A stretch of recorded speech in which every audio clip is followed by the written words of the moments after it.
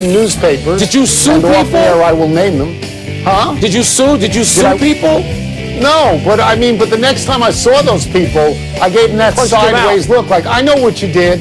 I saw what you did. How the hell Welcome to did you PTI, boys and girls. In today's episode, Big Ben's future, Big Ten basketball, and a big men's final at the Australian Open. But we begin today with the depleted Nets beating the depleted Lakers last night as Kyrie Irving played 34 minutes and got 16 points. So at least LeBron James has the satisfaction of doubling Kyrie in points with 32.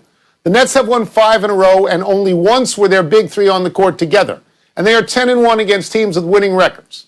Wilbon, what, if anything, can we take away from the Nets beating the Lakers? That they beat another good team, because even without Anthony Davis, the Lakers are still a really good team. They're not a championship team without Anthony Davis, but the Nets, they get out there, and when they feel challenged, when they can look across at you and they see somebody eye to eye that's supposed to be a threat in today's NBA, the Nets win, period. And James Harden leads the way. He figures out what needs to be done that night, usually in the area of passing and setting up teammates. And all of a sudden, we're not talking about the Nets' lack of defense. We're not talking about the Nets' lack of a bench.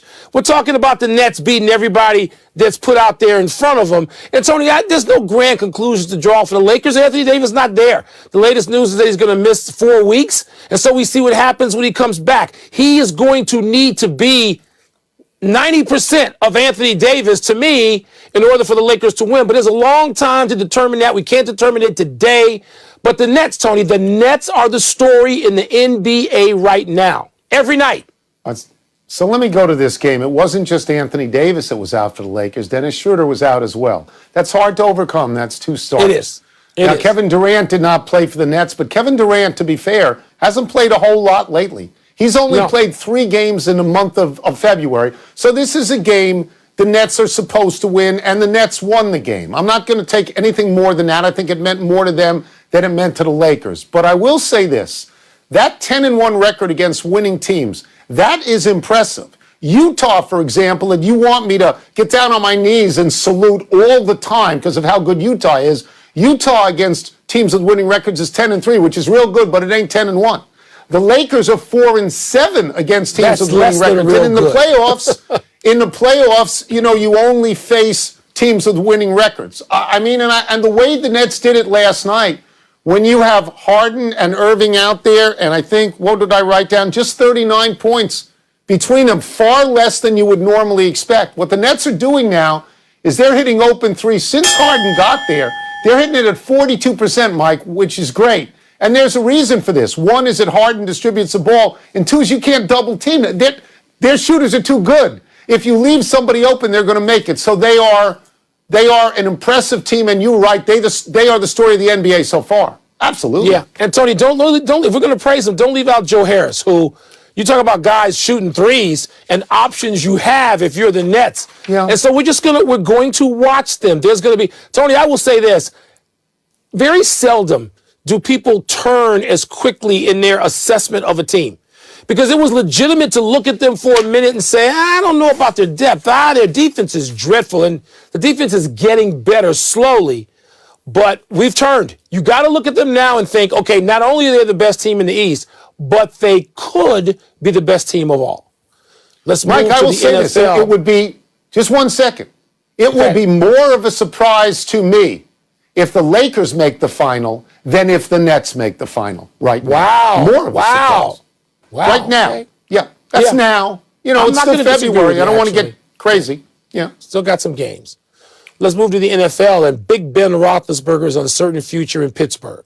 Earlier this week, Steelers GM Kevin Colbert said, quote, as we sit here today, Ben is a member of the Pittsburgh Steelers, close quote. Then yesterday, Colbert said the franchise is really excited to see what new pickup Dwayne Haskins can do. Tony, if the Steelers cut Ben Roethlisberger, do you see him being an attractive starting option on another team? Okay, I don't think that it's out of the realm of possibility at all that they cut Ben Roethlisberger because of what the GM has said. It sounds to me and feels to me like they're laying out a carpet for Ben to walk on and walk out of their lives. I'm not sure he would go anywhere else. Now, I understand that he doesn't want to walk away on last season. especially after the 11-0 start turned into 1-5 in the last 6 games, and he couldn't throw the ball 20 yards down the field. So he probably wants to prove that he can still play, but I don't know that he wants to throw away a year and maybe get embarrassed at some other team, which is what happened to Joe Namath and it's what happened to Johnny Unitas. Like, I don't know about that. He may follow Pouncey right down that road into retirement. Yeah, my first response, hearing this going back a week, is to look at serious side-eye at Kevin Colbert. It's like, you just gonna give the back of your hand to a guy who won a franchise 2 Super Bowls and got to another one? Really? Kevin Colbert, what the hell do you ever do? And I would say this, Tony, I doubt he's going to have the final decision in a family-run organization like the Pittsburgh Steelers have been for, 80 years. So I hope he doesn't have the last word. I mean, because he seems like just an ingrate, he's acting like an ungrateful bum. So there's a way, if you think you're going to get rid of Ben Roethlisberger, there's a way to call him in and say, look, Ben, what do we do here? But that doesn't seem to be how this is going down. So whatever happens to make Kevin Colbert look like a fool, I'm with that and we'll give that a standing ovation. Whether Big Ben goes somewhere else, Tony, I don't know. I mean, I don't know him well enough to know how he feels about the notion of playing all his years in one place and having had this. Ben Roethlisberger didn't have a nice career. He had a great career that, if not for Tom Brady, would be celebrated up there with other great quarterbacks. You know how many more Super Bowls he's won than Aaron Rodgers? Twice as many. One more. So he's won one more. Twice as many. One more. 2-1. Yeah, okay. 1 times 2. As 2 to 1. Last I checked. I know you had that in grade school too. So 2-1. Ben Roethlisberger deserves to be saluted in Pittsburgh, not treated like a dog because he's That's fine. Okay, he can't throw it anymore. Look at He's where he older might go. now. I get that. Let's look at where he might go, because his career is on the downside at the moment. He's willing to take almost no money to play, but that's in Pittsburgh. What about if he went to New England? Needs a quarterback, but Cam was terrible. Ben may not be any good. Washington is mentioned a lot, but he's no more mobile than Alex Smith, and he wouldn't want to get beaten out by Taylor Heineke. The place that I thought, I want him to go to the Bears because I want you to be able to watch him all the time, but he's really not better than Trubisky necessarily. The place I thought of, Mike, because John Elway has done this before with Peyton Manning, is Denver. That's what I've thought of. Yes. Tony, I'm not one of those people, and I know you aren't either. We are not guys to say, you need to quit now. Let them tear the jersey off. Play as long as you want. Until you can't play. Because the day is coming when you can't play, even for Brady, and so you play as long as you can play. And if Ben Roethlisberger wants to play, good for him. I don't know that any of those places jazzes me, but I'm annoyed, as you can tell, by the notion that Ben Roethlisberger could be just pushed out the door by some dude how many rings he wearing? I have no idea. I don't know who he is. I don't know who he is. On Sunday, we have a college basketball game that might actually be meaningful. Number 3 plays at number 4, Ohio State. Sadly, it's not football, but you take what you can get. It's your conference, Wilbon. It's a marquee game, but is it a significant one? Tony, it is a significant one because you're dealing with seeding. You're dealing with 1s and 2s. You got so many Big Ten teams at the top. You're trying to figure out who's going to be 1, who's going to be 2, and you can't be like in the same region. So that sort of kicks one region out. No, it kicks more than one region out. And so that team on the number 2 line right now, that's Illinois, though I think Illinois may be the best team in the Big Ten. I think there's a chance. And we'll see that over the final couple of weeks. You become a 2 seed that's got to, be in a bracket with Gonzaga, or I guess Gonzaga, obviously, particularly after last night's win, is going to be a number 1 seed. So, Tony, it's a seeding thing. I don't care that much about it. I don't get all nuts because somebody says, they're a 1 seed and they shouldn't be against that. Shut up.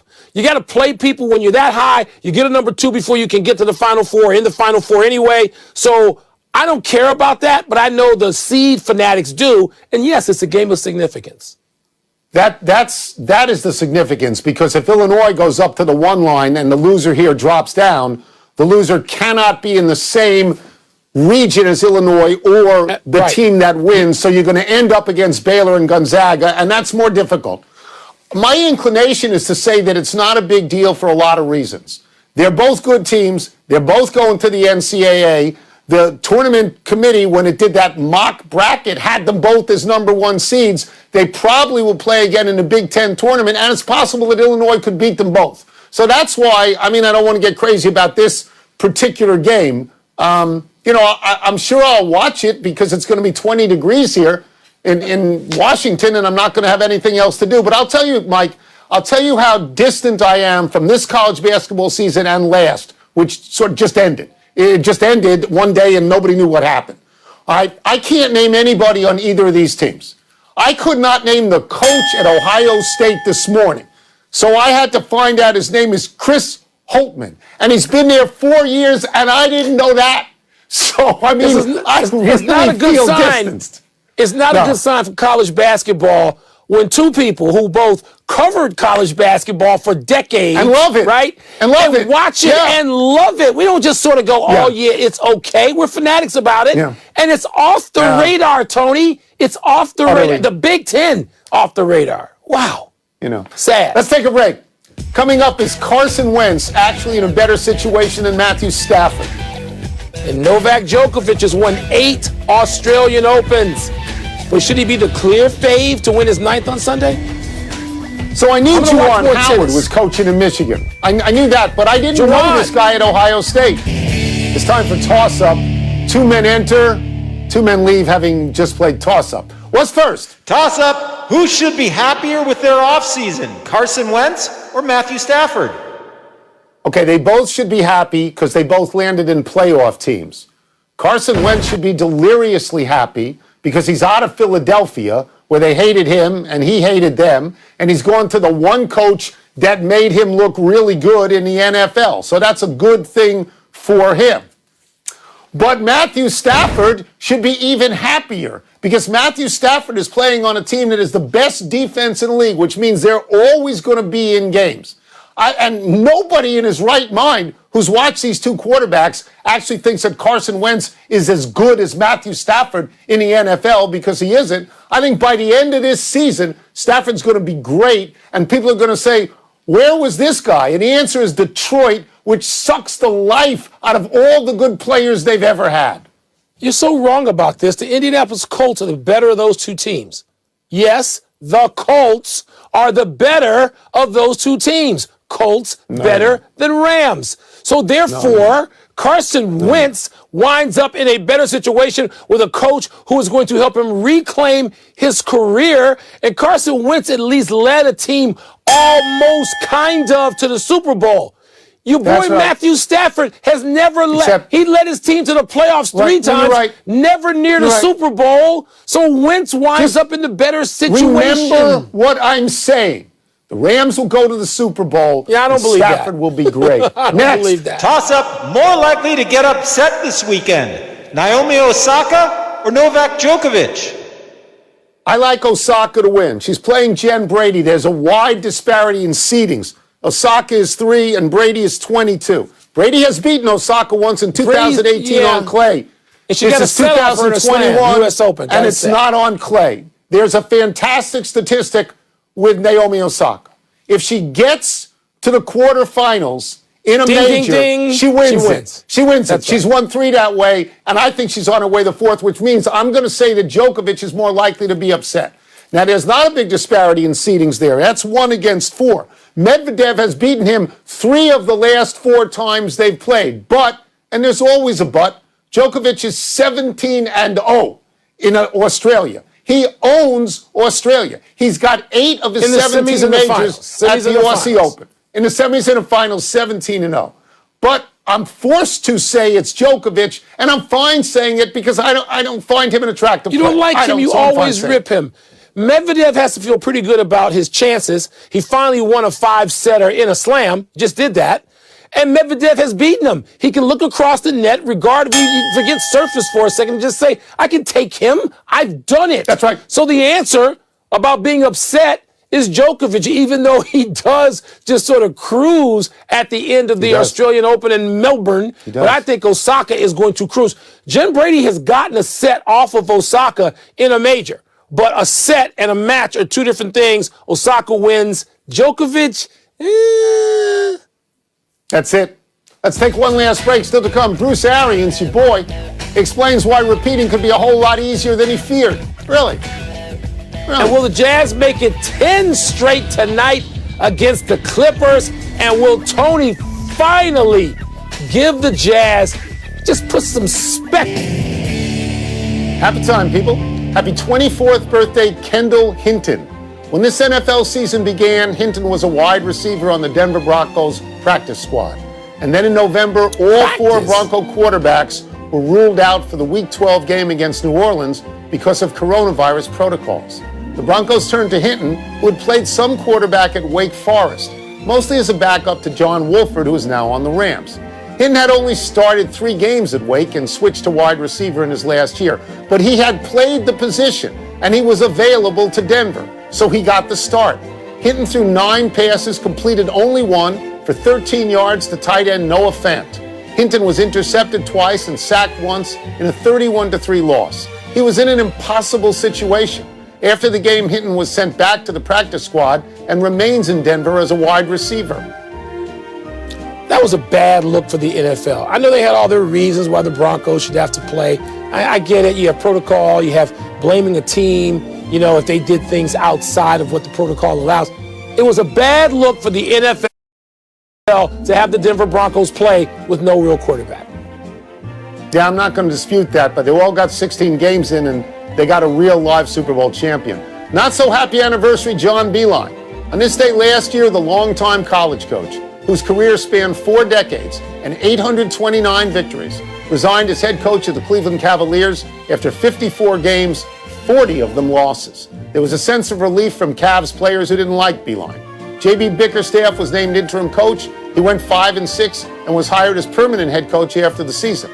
Beilein's name has recently come up in connection with the vacant Boston College job. In college, Beilein was the only active coach to win 20 games at 4 different coaching levels: junior college, Division III, Division II, Division I. He was one of only 6 D1 coaches with 700 or more wins. He was one of only 10 college coaches to take 4 different schools to the NCAA tournament: Canisius, Richmond, West Virginia, Michigan. BC could do a whole lot worse than hiring Beilein. Yeah, Tony, I didn't like that whole thing. I mean, it just seemed like Beilein was not in a good position to succeed. And that's not that he didn't know basketball. He's not that a terrific coach. He is a terrific coach. That's the point. Colin Sexton, by the way, Tony, just keeps maturing and getting better. Sometimes now, this season, he has some pretty great games. Happy trails to South Carolina's 31-game SEC winning streak. Number 21, Tennessee, got its first top 5 win in 4 years by upsetting number 2, South Carolina, 75-67 last night, snapping South Carolina's 31-game SEC win streak. The last time South Carolina lost in conference play was to Arkansas on March 8, 2019. To win this game, the Lady Vols had to make up a 15-point deficit in the third quarter. The larger note here is that Tennessee could be back in the high life again. Many of us remember when Tennessee with Pat Summitt was the gold standard in women's basketball, when they had a 36-game SEC winning streak. It would be nice to see them strong once again. Tony Wood, Tennessee has certainly had 2 of my favorite players of all time, Candace Parker and Carol Lawson. And you know what? I think it's good for the sport when Tennessee is good. So it was good, I'm sure, for a lot of people to have that bounce back win over South Carolina. One huge error. Wilbon, you asked what Kevin Colbert has ever won. How about 2 Super Bowls? He's been with the Steelers since 2000. Was he quarterback for either one of them? They didn't play quarterback. Big finish real quick. Wichita State upset number 6 Houston. Big deal? Houston, I think, was like 17-3 going into that game. It was a fairly big deal. NCAA tournament arenas will be allowed up to 25% capacity with physical distancing. Does that make sense? Number 1 priority, keep people safe. Kevin Durant is the captain of the Eastern Conference All-Stars, not Giannis. You okay with that vote? I'm fine with it. The Bucks, man, they are spiraling downward. They've lost 5 straight, their 5th straight last night. Bruce Arians told Colin Cowherd he'd probably quit if he lost Byron Leftwich and had to go back to play calling himself. You surprised to hear that? No, that's why you have an offensive coordinator. Last one, the Jazz go for 10 in a row against the Clippers. Do you like their chances? It's hard to beat a team twice in consecutive games on its home floor. I don't know. Streak might be over. We're out of time. Try and do better the next time, and I'm Tony Kornheiser. I'm Mike Wilbon. Have a great weekend, Knuckleheads. You can get the podcast on the app or Apple Podcasts. And now, here's SportsCenter.